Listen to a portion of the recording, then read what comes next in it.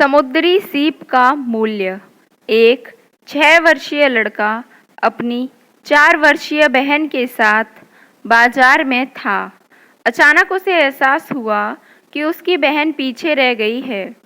उसने रुककर पीछे देखा। उसकी बहन एक खिलौने की दुकान के सामने खड़ी थी और बहुत ध्यान से कुछ देख रही थी। लड़के ने उसके पास जाकर पूछा, तुम्हें कुछ चाहिए? बहन ने गुड़िया की तरफ इशारा किया। लड़के ने उसका हाथ पकड़ा और एक जिम्मेदार बड़े भाई की तरह वह गुड़िया उसे दे दी। बहन बहुत ज़्यादा खुश थी। दुकानदार सब कुछ देख रहा था और लड़के का परिपक्व व्यवहार देखकर खुश हो रहा था।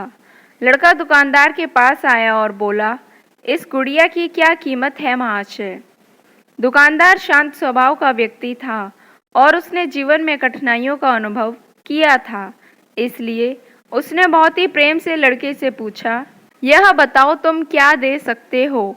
लड़के ने अपनी जेब से सारे सीप निकाल दिए जो उसने समुद्र के किनारे से एकत्रित किए थे और उन्हें दुकानदार को दे दिया। दुकानदार ने सीप लिए और उन्हें ऐसे गिनने लगा मानो पैसे गिन रहा हो। फिर उसने लड़के की तरफ देखा। लड़के ने चिंतित होकर पूछा, ये कम है? दुकानदार बोला, नहीं नहीं, ये इस गुड़िया की लागत से कहीं ज़्यादा है। बाकी के पैसे मैं तुम्हें वापस कर दूंगा।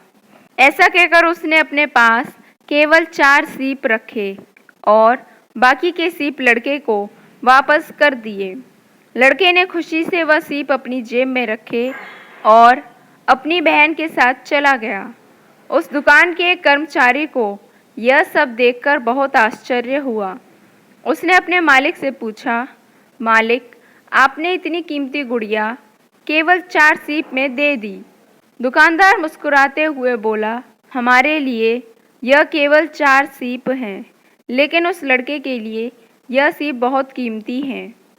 अभी वह पैसे का मतलब नहीं समझता है, लेकिन बड़े होने पर वह पैसे का महत्व अवश्य समझेगा और जब उसे समझ में आएगा तब वह याद करेगा कि उसने पैसे के बजाय सीप से एक गुड़िया खरीदी थी। वह मुझे याद करेगा और सोचेगा कि दुनिया अच्छे लोगों से भरी हुई है।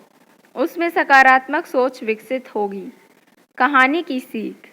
सच्चे प्रेम का अनुभव त्याग के माध्यम से किया जा सकता है।